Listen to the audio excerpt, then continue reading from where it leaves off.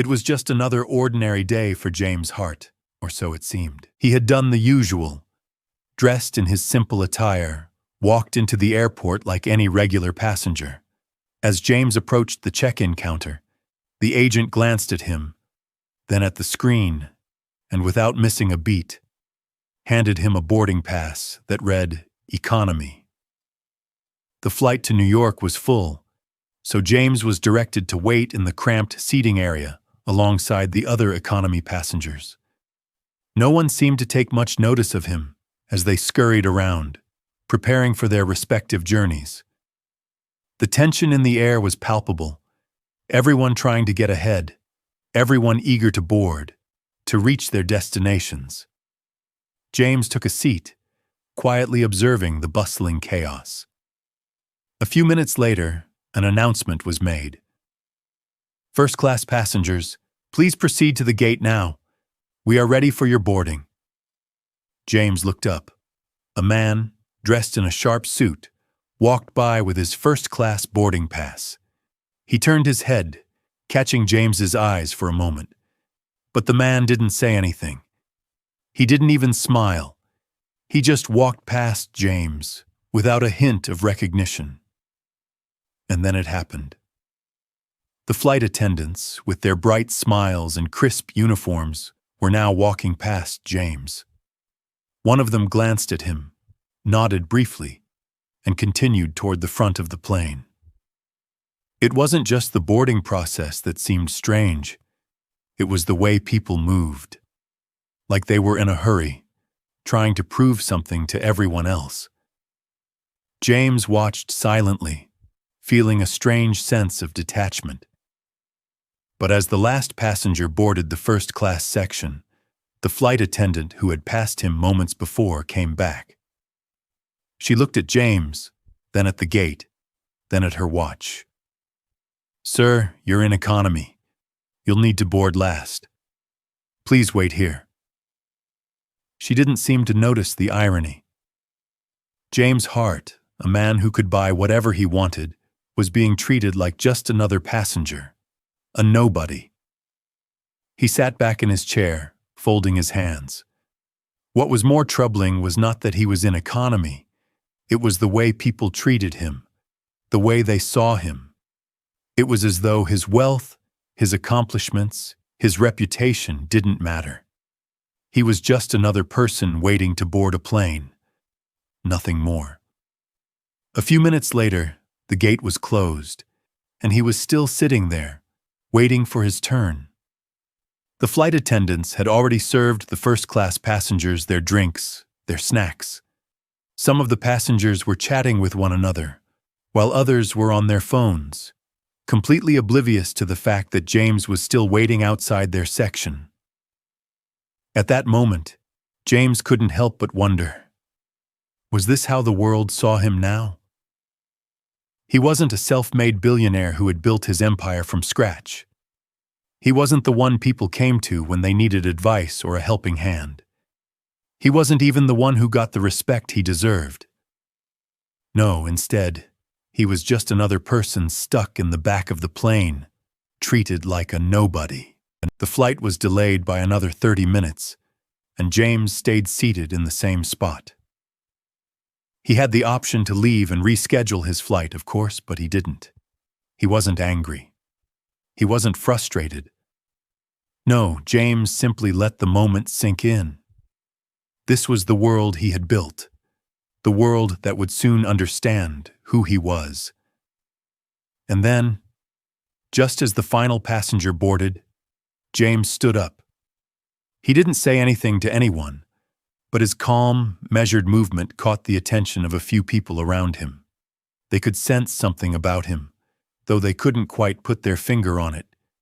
James took one last look around at the chaos, the busy world he had left behind, the world that had always dismissed him. And with that, he turned and walked toward the flight attendants at the gate. His actions weren't loud, they weren't dramatic, but what James did next would change everything. James approached the gate, and the flight attendant, who had earlier asked him to wait, still stood there. She was still smiling, but there was a slight shift in her demeanor when she saw him walking toward her. "Is everything all right, sir?" she asked, her tone now more neutral, as if sensing something different about him. James didn't respond right away. He simply stood in front of her, calmly, his gaze unwavering. He knew the look on her face, her eyes scanning him, trying to figure out if he was someone important, someone she should recognize. Finally, after a few seconds of silence, James spoke. "I'll be boarding in a different way," he said, his voice firm but controlled. There was no arrogance in it, just the quiet confidence of someone who knew exactly what they were doing.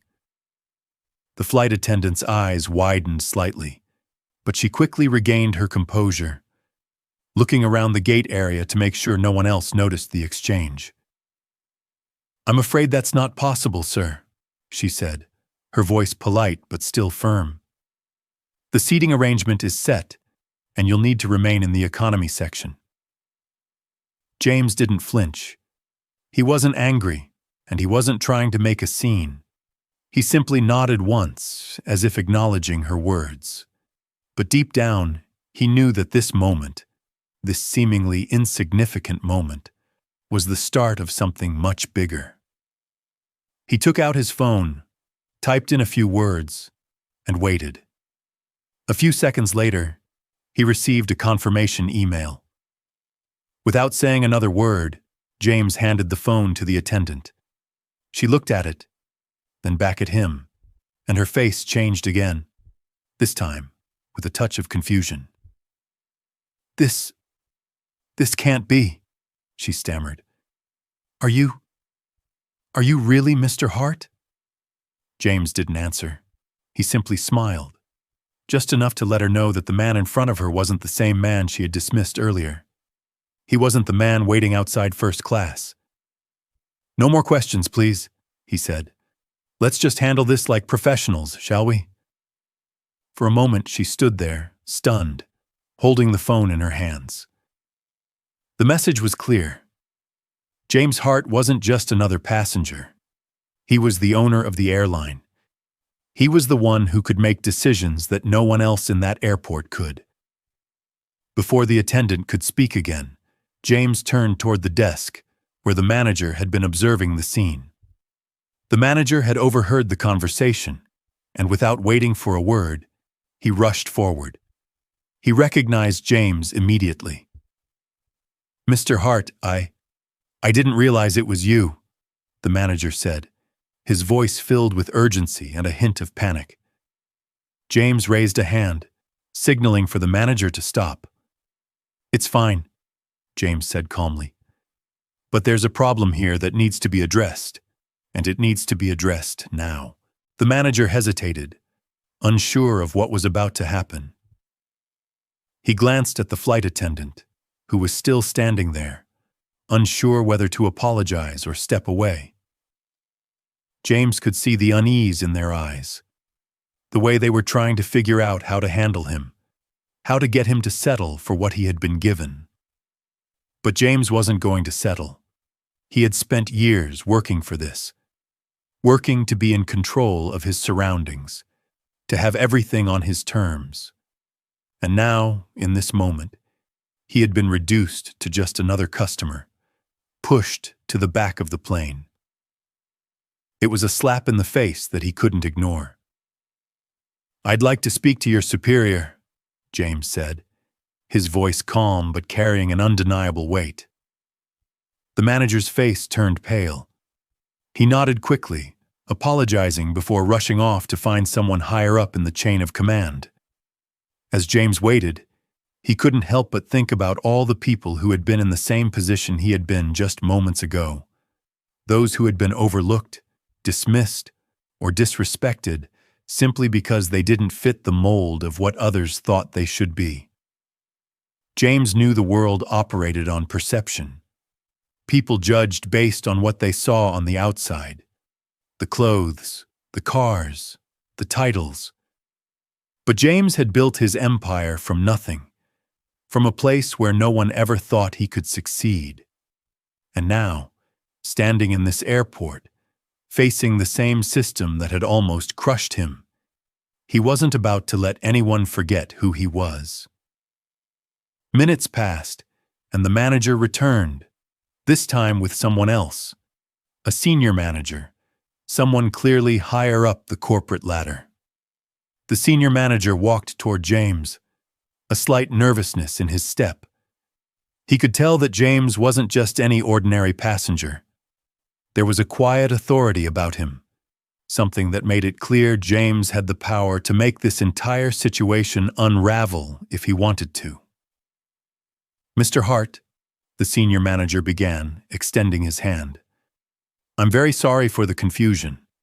We were not aware of who you were, and I apologize for the inconvenience."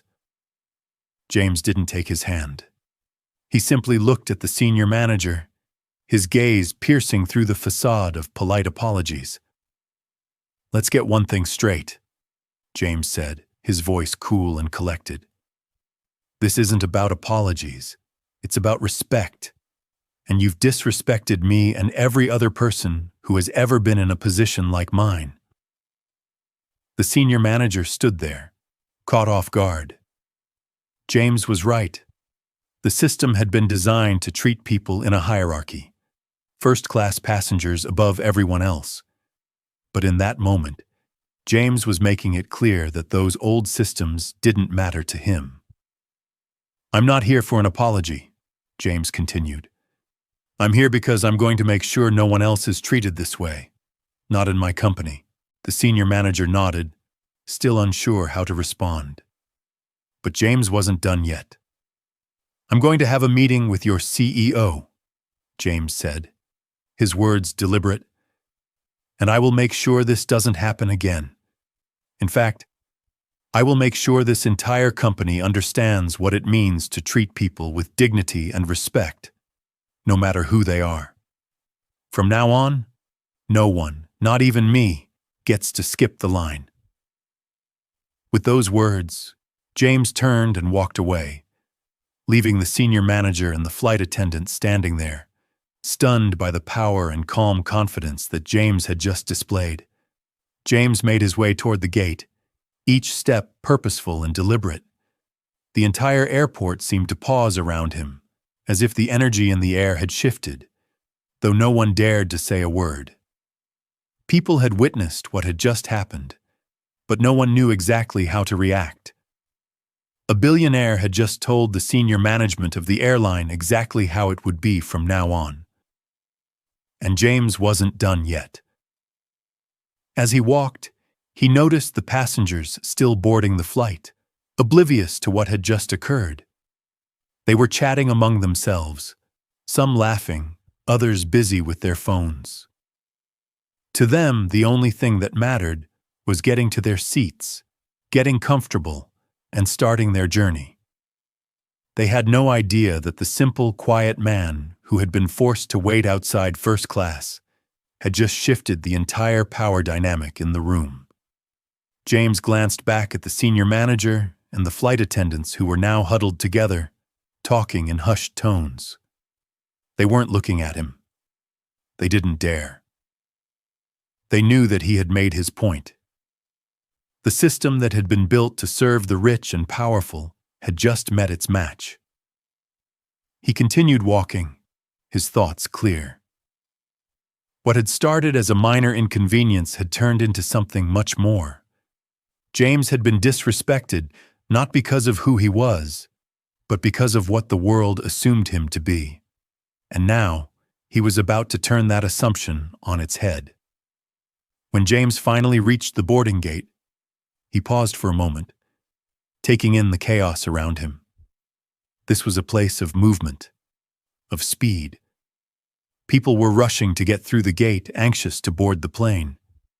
And yet, in the midst of it all, James was calm.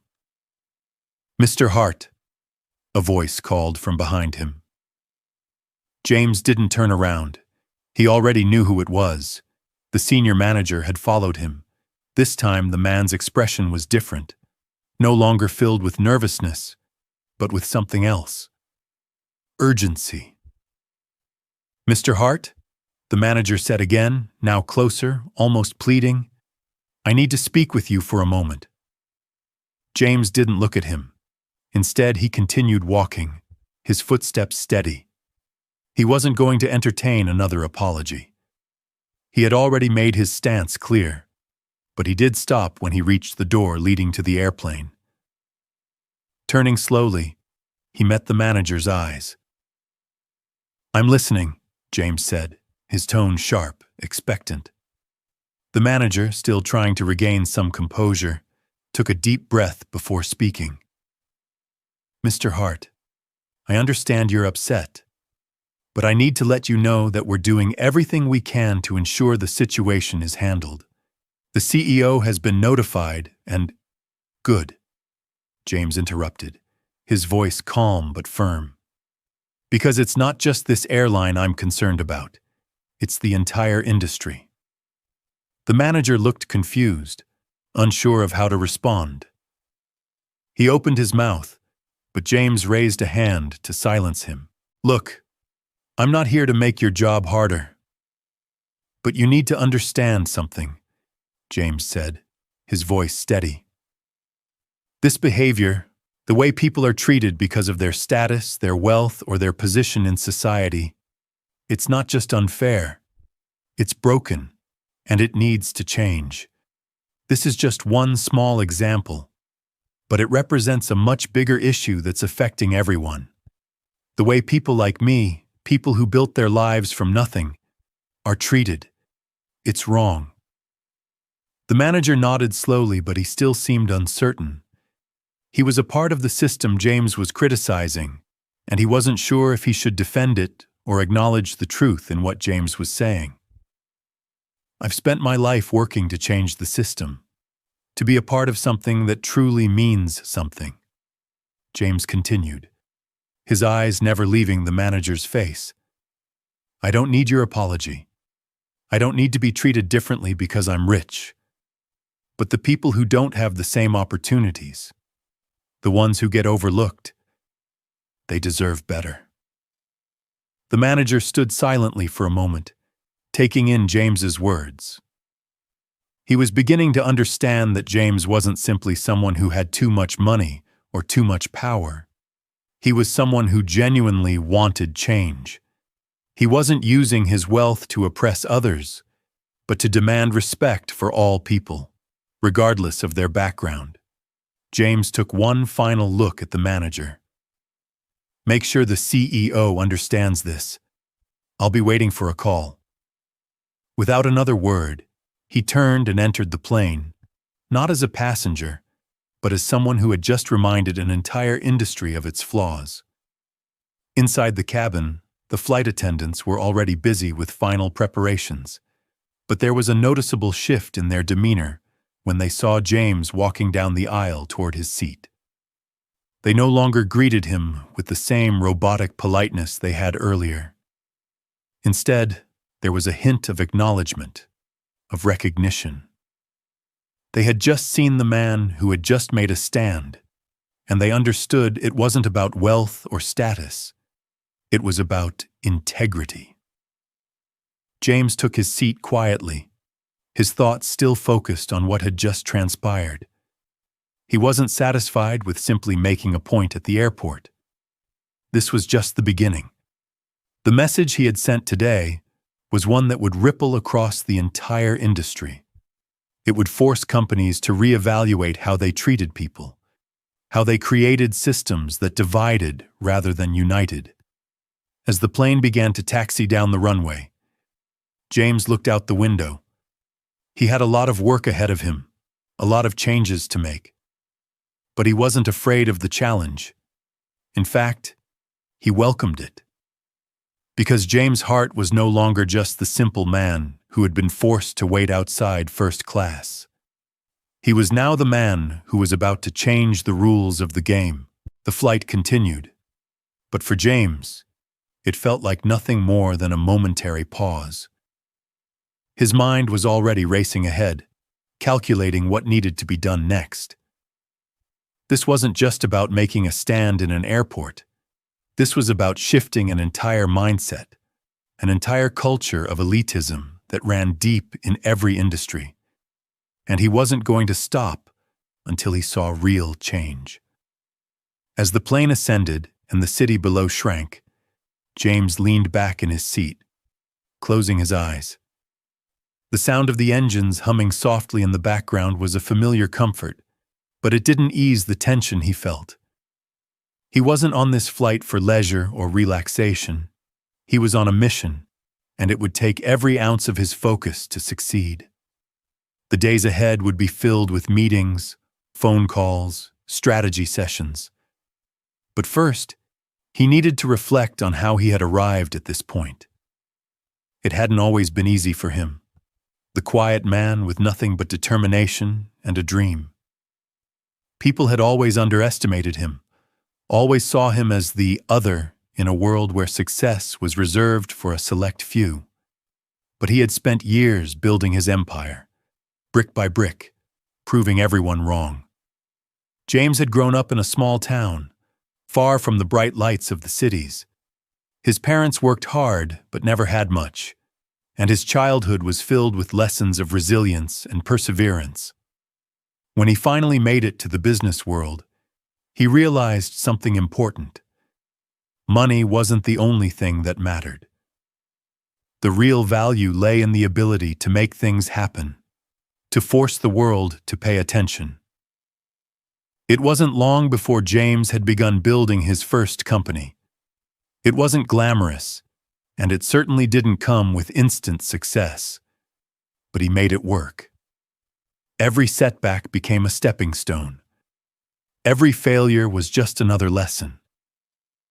He had learned how to navigate the systems that others had built to keep people like him out. And now, years later, those same systems were about to face a reckoning. The seatbelt sign blinked off, and the flight attendants began moving through the cabin, preparing for the in-flight service. James glanced around. His fellow passengers, many of them dressed in high-end designer clothes and sporting expensive watches, hadn't noticed the shift in power. To them, the world still operated as it always had. Those in first class were untouchable, and the rest were left to their own devices. As the flight attendants moved down the aisle, James caught one of their eyes. The woman, who had been one of the attendants who had greeted him earlier, hesitated for a brief moment. There was something different in the way she looked at him now, a recognition, perhaps, or an understanding. She approached him, her demeanor more respectful than before. "Mr. Hart," she said quietly, "I just wanted to apologize for the misunderstanding earlier. I know it was an uncomfortable situation." James nodded, but his response was not one of gratitude. "It wasn't just uncomfortable for me. It was a reminder of how things have always been. People get treated differently based on what others think they deserve." The attendant seemed taken aback by his words. She paused for a moment before speaking again. "I get it," she said, her voice softer now. "I really do, but what are you going to do about it?" James stared at her for a moment, his gaze unwavering. He hadn't expected her to ask that question, but it was the question he had been asking himself for years. What was he going to do about it? "I'm going to change the way things are done," he said simply. "I'm going to show the world that success isn't just about wealth, and it's certainly not about treating others as less than. It's about respect, opportunity, and fairness. And I will make sure that every company, every industry understands that. No one gets a free pass just because of their status." The attendant nodded slowly, understanding the weight of his words. "I hope you succeed," she said quietly, before moving on to the next row of seats. James watched her go, and for a moment, he felt a flicker of hope. Change was possible, but it would take time. He knew it wouldn't be easy and there would be plenty of obstacles in his way. But he also knew he was on the right path. The remainder of the flight passed in a blur. James wasn't concerned with the small talk or the luxury service. He wasn't interested in the trappings of wealth or the trappings of first class. He was focused on the bigger picture, the one that was already unfolding. As the plane began its descent toward its destination, James sat up in his seat, feeling a renewed sense of purpose. There was still much to be done. He needed to contact the CEO of the airline, set up meetings with business leaders, and rally those who shared his vision. But most importantly, he needed to get back to his office, where the real work would begin. The flight touched down, and the usual rush of passengers preparing to disembark filled the cabin. James was one of the first to exit, his footsteps calm but deliberate as he made his way through the terminal. This was no longer just about correcting a small issue at an airport.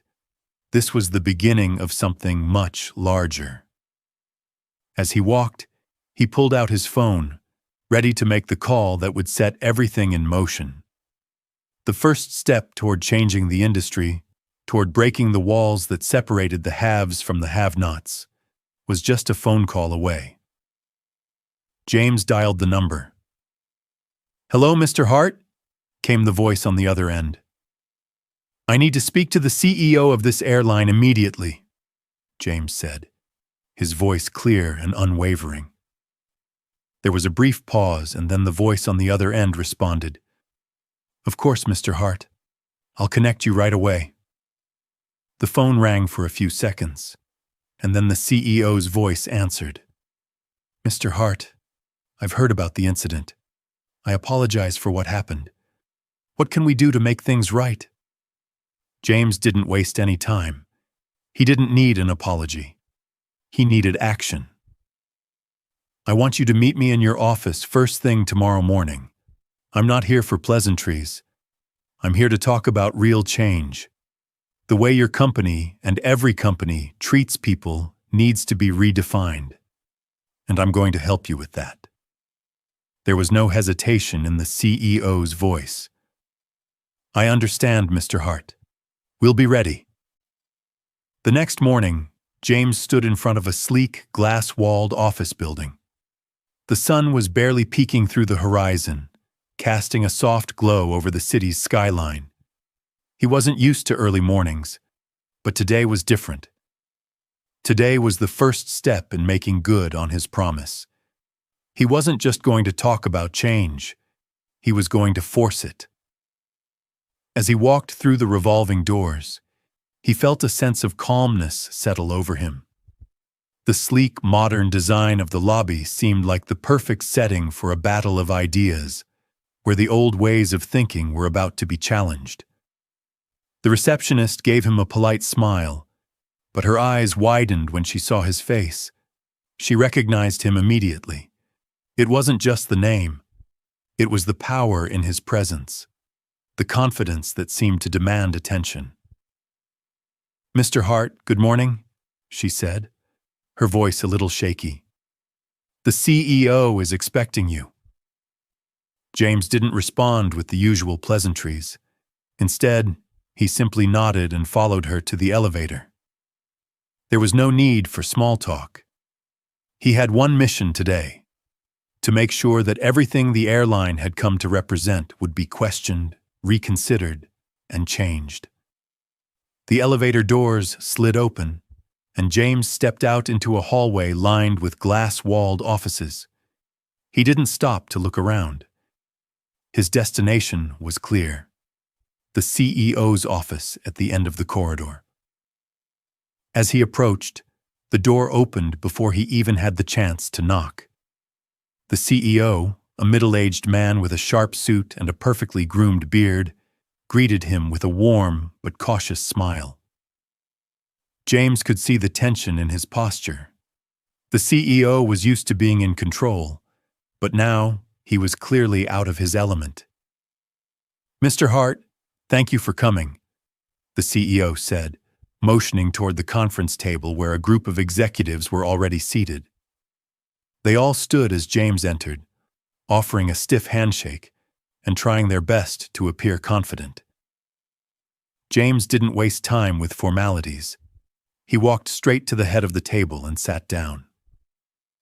The room fell into an uneasy silence, each executive unsure of how to proceed. James was used to this. He had been in rooms like this before, where power dynamics were unspoken, and the people in charge were reluctant to admit that things weren't working. "I want to be very clear," James began, his voice cutting through the silence. "I'm not here to discuss apologies or superficial changes. I'm here to talk about the future of this company. I'm here to talk about the future of the entire airline industry." The CEO looked at him, clearly trying to measure his words. "We're aware of the incident yesterday, Mr. Hart, and I agree that there are things we can improve on. But let's focus on solutions. What do you have in mind?" James looked around the room, making sure to meet the eyes of every person present. He wasn't just talking to the CEO anymore. He was talking to every person in this room who had the power to make change. The time for polite conversations was over. "I've seen how people are treated," James continued. "I've experienced it firsthand, and I'm telling you now, the system you have in place is broken. It's a system that elevates people based on wealth, status, and appearances, and it's a system that alienates those who don't fit that mold."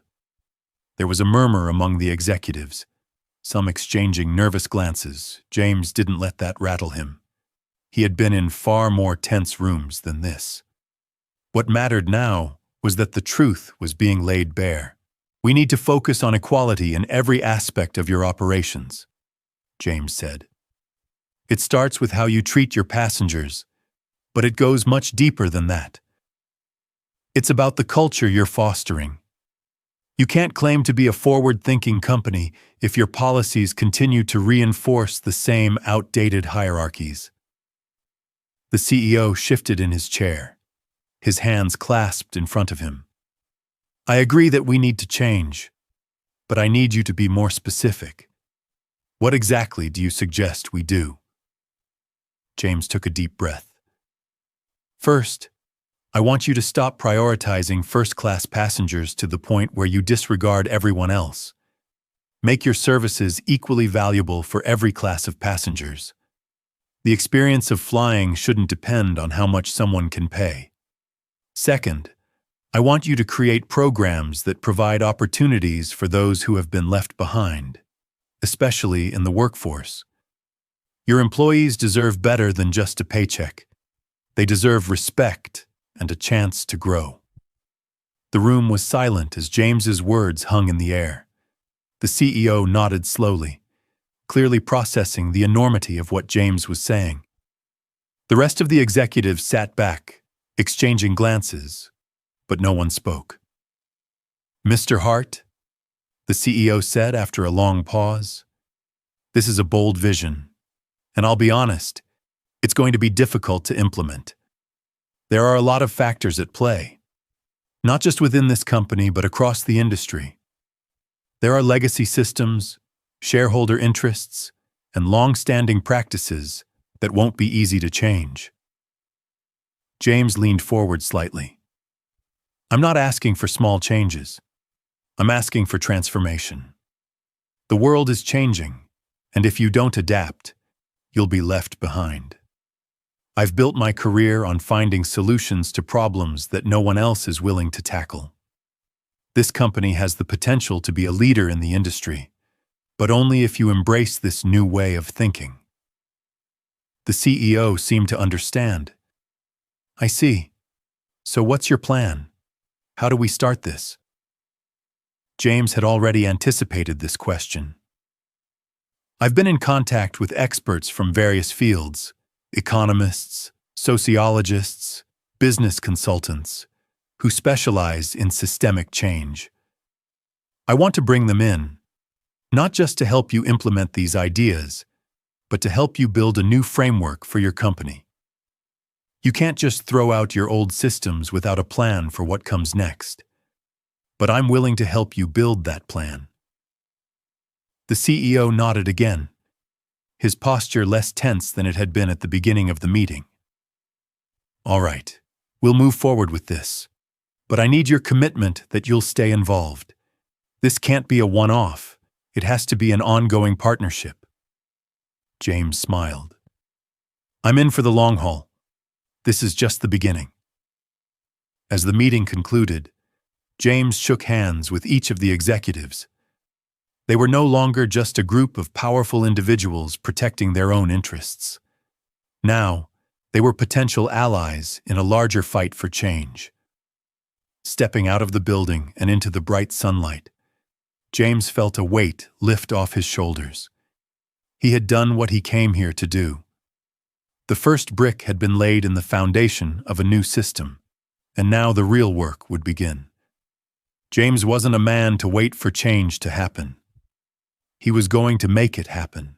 The next few weeks passed by in a blur of meetings, consultations, and late-night strategy sessions. James had not only ignited a spark within the company, but he had also set in motion a ripple effect that began to spread through the entire industry. What had started as a quiet promise to himself had quickly grown into something far bigger, a movement that no one could ignore. The boardroom of the airline company had never been more packed. James, now an unofficial but undeniably powerful advisor to the CEO, had become the central figure in the transformation process. But even as he pushed for massive change, he was faced with a series of challenges. The road to restructuring wasn't going to be easy, and there were many who didn't want to let go of the old ways. Despite the pushback from some quarters, James remained resolute. He had already proved himself to the company, and now he was making sure that the people outside these walls would feel the shift too. His phone rang constantly, buzzing with requests for interviews, questions from journalists, and inquiries from other companies wondering how they could be a part of this revolution. One evening, after a particularly long meeting, James sat alone in his office, staring out the window at the city below. He thought about the impact his actions were having, not just on the airline, but on the broader world of business. People were taking note of what was happening. They were beginning to see that change could come from the most unexpected places. His thoughts were interrupted by a knock on the door. It was Claire, the CEO's assistant, who had become something of an ally over the past few weeks. She walked in with a folder in hand, her usual poised demeanor a little more anxious than usual. "James," she said, setting the folder down in front of him, "you need to see this." James raised an eyebrow, picking up the folder and flipping it open. The first few pages were filled with data about the company's financial standing, projections, and the impact of the recent changes on their bottom line. But what caught his attention was the last page, an article from a major business journal. It was a piece about the company, framed in a way that James had feared, as a company in crisis, struggling to adapt to new ways of thinking. It didn't mention his name directly, but the implication was clear. "This is how they're spinning it," Claire said, her voice tinged with frustration. "They're focusing on the negative aspects, talking about losses, talking about customer complaints that came in the wake of the restructuring. They're not focusing on the progress we've made or the future we're trying to build. And it's starting to get traction." James leaned back in his chair, looking over the article once more. It wasn't unexpected, but it was a reminder of the uphill battle he still had to fight. It wasn't just about making changes, it was about winning the hearts and minds of the public. "Do we have a response?" he asked, his voice calm but determined. Claire nodded. "We've drafted something, but it's a matter of timing. If we release it too soon, it could backfire. We need to control the narrative. James thought for a moment, then nodded in agreement. We'll wait. But let me tell you something. This isn't just about responding to criticism. This is about making sure they know we're not backing down. We're going to show them the bigger picture. The next few days saw James meeting with the top-tier PR and marketing teams, working tirelessly to craft a strategy that would not only deflect the negative press, but also drive the company's message home. It wasn't just about appeasing critics. It was about educating the public on why the changes they were making would benefit everyone, not just the elite few who'd previously been treated as royalty. We're going to change the conversation, James said during one of the meetings. Instead of defending ourselves, we're going to lead with our vision. We're going to make people see that this company, this industry, is moving forward, whether the critics like it or not. It was a bold strategy. James knew that. But he also knew it was the only way to turn the tide. He wasn't just fighting for this company anymore. He was fighting for a new way of doing business, a way that valued people, equality, and genuine progress over the pursuit of wealth and status. As the weeks went on, James's plan began to take shape. The company's internal culture began to change. The executives who had once resisted his ideas started to come around, realizing that James wasn't asking for a simple change in policy.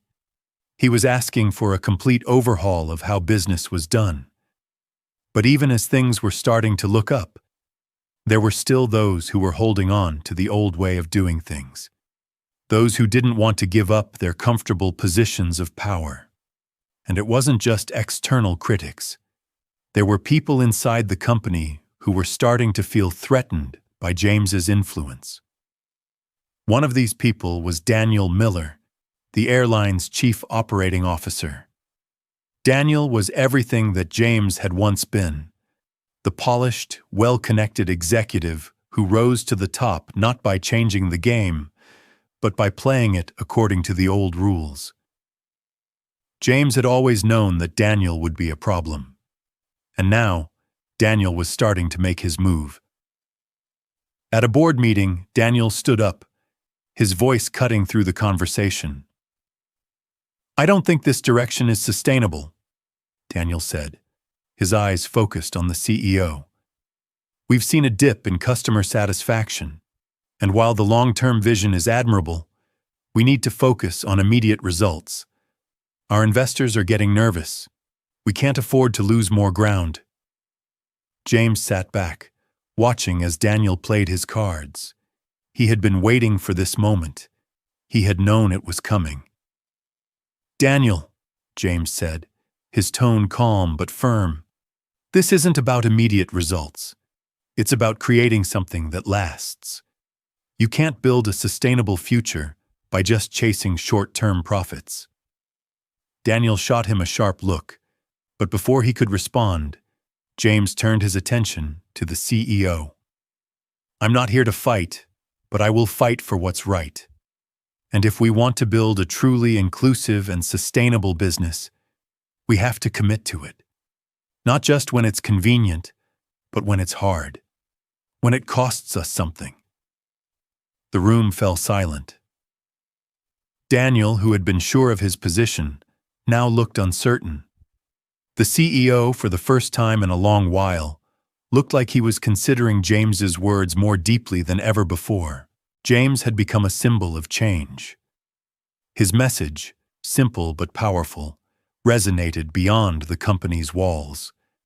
But as his influence grew, so did the challenges he faced. The criticism from the media continued to intensify, and with it came pressure from stakeholders, investors, and even his own team. It was clear. The real battle had only just begun. It wasn't just Daniel Miller who was opposing the shift in culture. Others in the company who had profited from the old system began to push back as well. They understood that James wasn't merely proposing a few tweaks here and there. He was suggesting a complete cultural revolution, one that could threaten their power, their status, and their financial bottom lines. One afternoon, James was walking through the office when he was stopped by Rachel, one of the senior managers. She looked nervous, but there was a sense of urgency in her voice. "James, I need to talk to you." "It's about the investors," Rachel said, glancing over her shoulder as if to make sure they weren't overheard. James nodded and followed her into a nearby conference room. The door shut behind them, and Rachel immediately opened a folder she had been carrying. Inside were the latest reports, financial statements, stock performance data, and a series of emails from the company's largest investors. "Things aren't looking great," Rachel said, spreading the documents out on the table. "The investors are starting to panic. They're asking if the restructuring is really worth it. They're pushing for a return to traditional methods, focusing on maximizing profits quickly. You know, the same old cycle of short-term gains." James felt a familiar weight settle over him. He had known this day would come. The problem was, the investors didn't understand the bigger picture. They didn't see the importance of long-term sustainability. They didn't understand the importance of valuing people over profits. "They don't get it," James said quietly as he looked over the reports. "They're focused on numbers, but they're not looking at the heart of what's happening here." Rachel shook her head. "Exactly. They don't see the vision you've got. They want results, and they want them now. And they're making noise. If this goes on much longer, they might pull out completely." James exhaled deeply. He'd been in this position before, facing overwhelming pressure from people who couldn't see the forest for the trees. It was one of the reasons he had always been hesitant to engage with the business world. But now, with everything he had invested in this vision, he couldn't turn back. He couldn't let the critics and investors derail everything he had worked for. "They'll see it, Rachel," James said, his voice calm but full of conviction. "We just have to show them. We need to deliver on our promises, and we need to show them the value of what we're building." Rachel gave him a concerned look, but she didn't argue. She knew as well as James did that this was no longer just a matter of business strategy. It was a test of integrity. "Okay," Rachel said, closing the folder and standing up. "But we need to move fast. There's a meeting with the investors next week. You need to have a plan ready. You need to convince them, and not just with words. They need to see action." James nodded, his mind already racing with ideas. The next few days were critical. He needed to show the investors, the media, and the company's leadership that what he was building was more than just a set of ideas. It was a proven, sustainable system that would deliver results in ways they hadn't even imagined. That night, James worked late, crafting a presentation that would highlight everything he had accomplished so far. It wasn't going to be easy to convince the investors, but he was determined. He had already proven that his vision worked on a smaller scale. Now, he had to scale it up and show that it was capable of transforming the industry. The next day, he walked into the boardroom with a sense of purpose that radiated from him. He was no longer the outsider, the simple man waiting outside the doors of first class. He was the person who had already begun to change everything. The investors were already seated around the large conference table, their expressions a mix of skepticism and curiosity. James noticed a few familiar faces among them, people who had raised their eyebrows when he first arrived, dismissing him as just another eccentric billionaire. Now they seemed more focused on him than ever before. They knew that his approach was unconventional, but they also knew that he had already managed to make waves in ways no one had thought possible. He began the presentation with a simple yet powerful question. What is our true value? The room went silent as James pulled up charts and graphs, showcasing not just the company's financial data, but the impact the changes were already having on customer satisfaction, employee morale, and community engagement. He didn't just talk about profits. He talked about sustainability, equality, and the long-term benefits of the cultural shift he had started. "This is what the future looks like," James said, pointing to a graph that compared the company's performance before and after the changes. "It's not about immediate gratification. It's about creating something that lasts. It's about earning trust, not just money." One of the investors, a woman in her 50s with a sharp suit and sharper eyes, raised her hand. "James, I see what you're saying, but how do you deal with the short-term losses? How do we tell our stakeholders that we're investing in something that might take years to pay off?" James smiled. He had been waiting for this question. "You tell them that change is never easy," he said. "But we're not just a business. We're a company with a purpose. And purpose doesn't just drive profits. It drives loyalty. It drives engagement. And it drives success in ways that short-term thinking will never achieve." He could feel the room's energy shifting. The investors, once resistant, were starting to see his point. Slowly, their skepticism turned into interest, then understanding. "I'm not asking you to abandon profits," James continued. "I'm asking you to see the bigger picture. We're not just in this for the next quarter. We're in this for the next generation." The silence that followed was heavy with thought. The investors exchanged glances, their minds working through the implications of what James had said. For the first time in weeks, James felt a sense of optimism. He had presented his case not just as a businessman, but as someone who truly believed in what he was doing. He wasn't just a billionaire with ideas. He was a visionary who had the courage to turn those ideas into reality. And now, as the room finally started to soften, James knew that the tide was beginning to turn. They were starting to believe in his vision. As the investors slowly began to absorb James's message, the atmosphere in the room shifted. There was still some hesitance, but the sharp edge of criticism had softened. For the first time, they were listening, really listening. James could see the wheels turning in their minds as they processed the new way forward. After what felt like an eternity of silence, Daniel Miller, the head of the investment group, spoke up. His voice was steady, but it carried the weight of authority. "James, what you're suggesting is not a small undertaking. You're asking us to step away from the traditional models of business that have made us wealthy. It's not easy for any of us to accept." James knew this moment would come.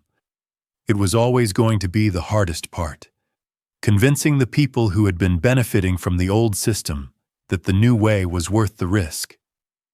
But he was prepared. "I'm not asking you to abandon what made us successful," James replied. "I'm asking you to consider what will make us truly successful in the future. The world is changing. Businesses that cling to outdated methods may thrive in the short term, but they will fall behind in the long run." Daniel leaned back in his chair, rubbing his chin thoughtfully. It was clear he wasn't fully convinced yet. "And what makes you so sure this will work, James?" James paused, choosing his words carefully. "I've seen it work. I've seen companies fail because they didn't adapt. And I've seen them succeed when they embraced change. But it's not just about the company's survival. It's about creating a lasting legacy. The world is moving toward sustainability, toward ethical practices, and toward innovation. Our competitors are already making moves in that direction. If we don't follow suit, we'll be left behind." Another investor, a sharp woman named Margaret, who had been quiet until now, spoke up. "James, We've all seen the reports. The customer satisfaction is up. Employee morale is improving. But you're asking us to take a leap of faith without concrete evidence that this approach will bring the kind of returns we're used to. James nodded. This was the crux of the matter.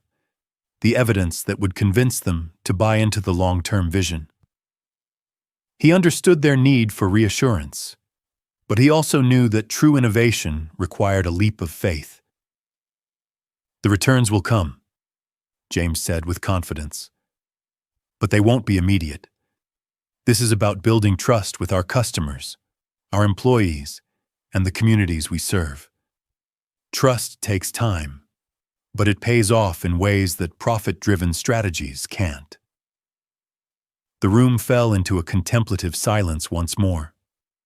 The tension that had been thick just moments before seemed to dissipate, replaced by an uncertain optimism.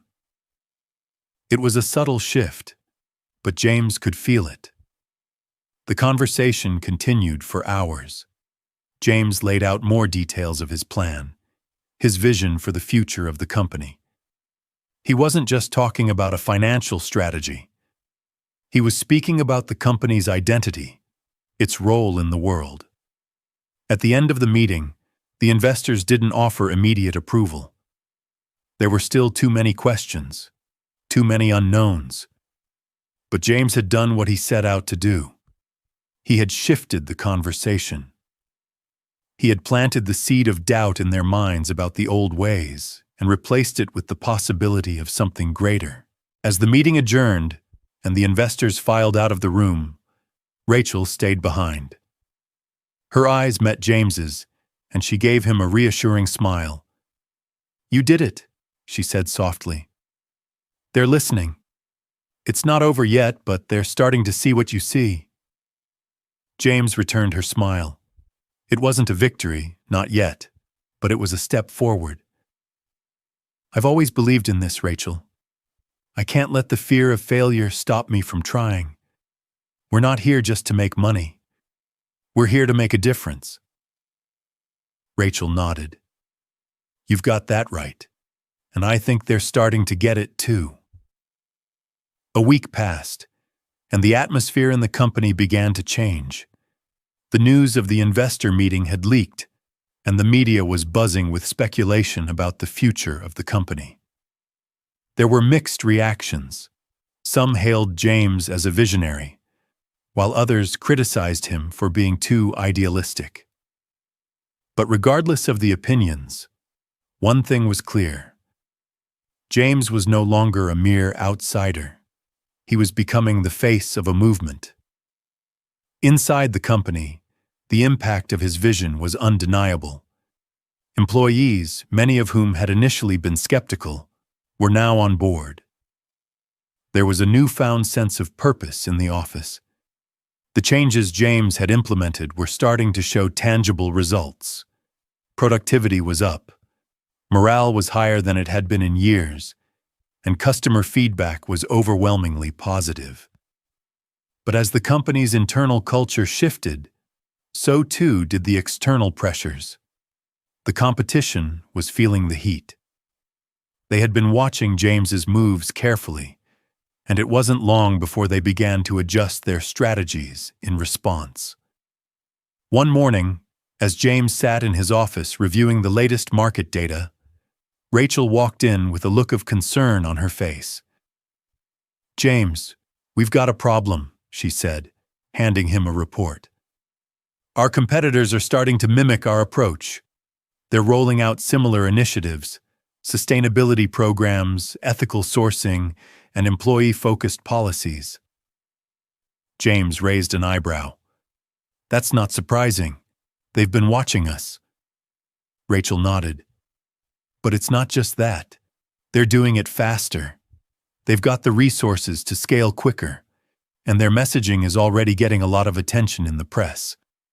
James leaned back in his chair, contemplating the situation. He had known that the competition would respond, but he hadn't anticipated this level of urgency. His company had made its mark, but now it was facing an even bigger challenge: staying ahead of the curve. We can't just react, James said. We need to double down. We need to show the world that we're not just following trends. We're setting them. Rachel's eyes lit up. You're right. We've always been about doing things differently. It's time to push harder.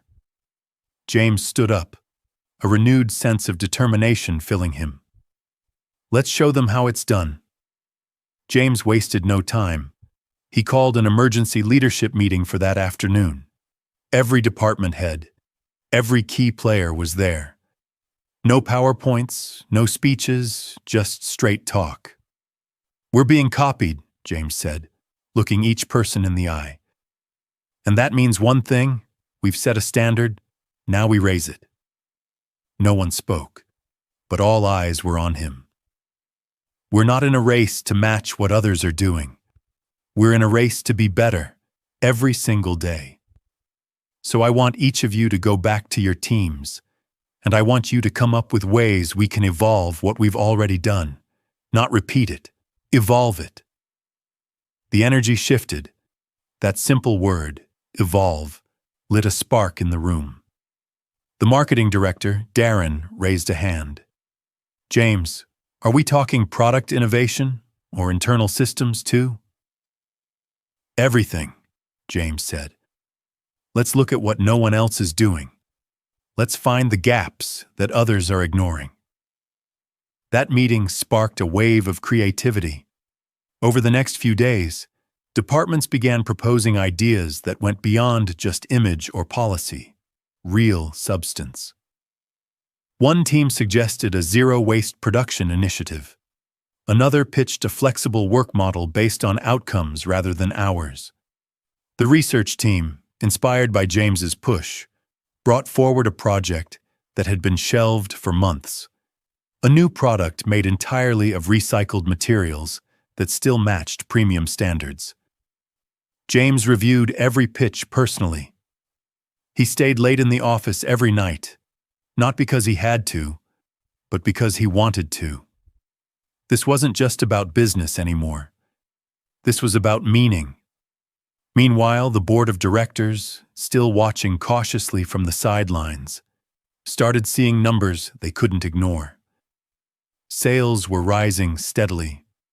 Customer retention was up. Engagement on every platform had doubled. The brand wasn't just gaining attention, it was building loyalty. But success never comes without resistance. Two of the largest investors called James into a private meeting. They weren't angry, but they weren't happy either. "You've done well, James," one of them said. "We're impressed with the numbers, but you've also drawn a lot of attention to us. Media scrutiny, pressure from regulators, and our peers are starting to ask questions." James knew this moment would come. "You mean they're starting to look at the gaps in their own portfolios?" The second investor leaned forward. "You've made us money, but we didn't sign up to be part of a social movement. We invested in a company." James held his gaze. "And you've got a company that's not only profitable but respected. That matters now more than ever." There was a pause. Then the first investor spoke again. "We're not pulling out, not yet, but we're watching, closely." James nodded. "Fair enough, so watch what happens next." He left that meeting with more fire in him than ever. He wasn't trying to please everyone. He was focused on building something that would last, even if it ruffled feathers along the way.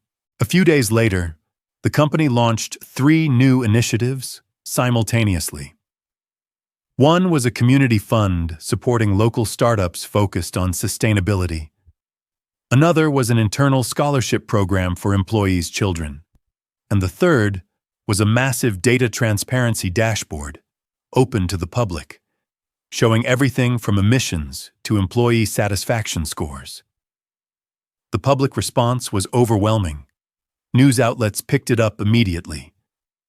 Customers began sharing their own stories online about how the company had made a difference in their lives.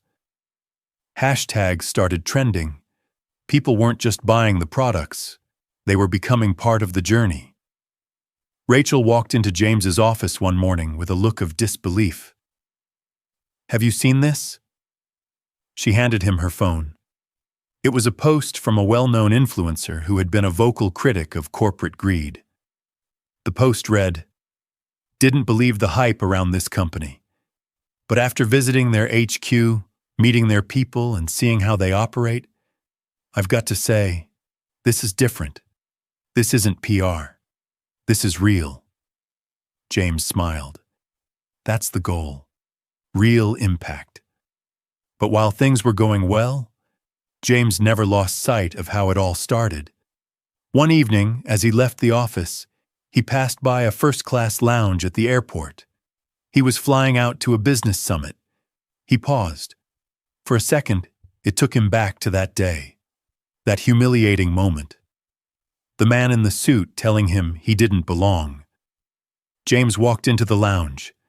The staff recognized him instantly. Smiles, greetings, offers of assistance. But James didn't stop to enjoy the luxury.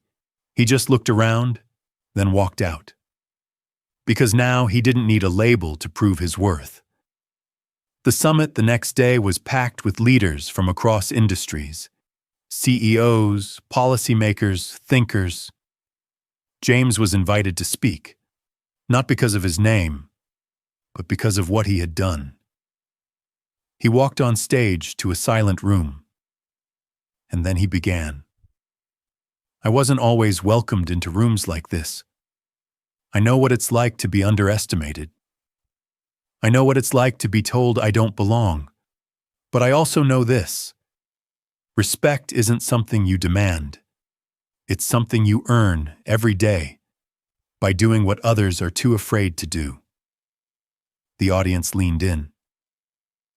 "We built a company that people said would fail, that the market wouldn't accept. But here we are, because we chose to put value above volume, people over politics, integrity over shortcuts." When he finished, the room erupted into applause. Not polite, not formal, real. Back home, the company continued to grow. But more than growth, it was becoming a symbol, a benchmark, a case study. And through it all, James remained the same man who had once stood outside a lounge, dismissed for looking too simple. Because it wasn't the suit that changed. It was the system. Months passed. The company James rebuilt became more than a business. It became a movement. Other companies followed his example, not because they had to, but because customers demanded it. The market had shifted. Transparency, dignity, and fairness weren't just buzzwords, they were expectations. One morning, James received a letter, handwritten, from the same airline that once refused him entry into first class.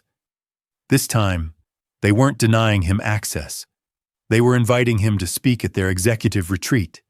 He smiled, then politely declined. Instead, he forwarded the invitation to Rachel with a note. "Your turn." Rachel went, stood in front of that same company, and told the story of a man who didn't yell, didn't fight back with anger, but built something better. A man who never needed to take revenge, because success spoke louder than anything else.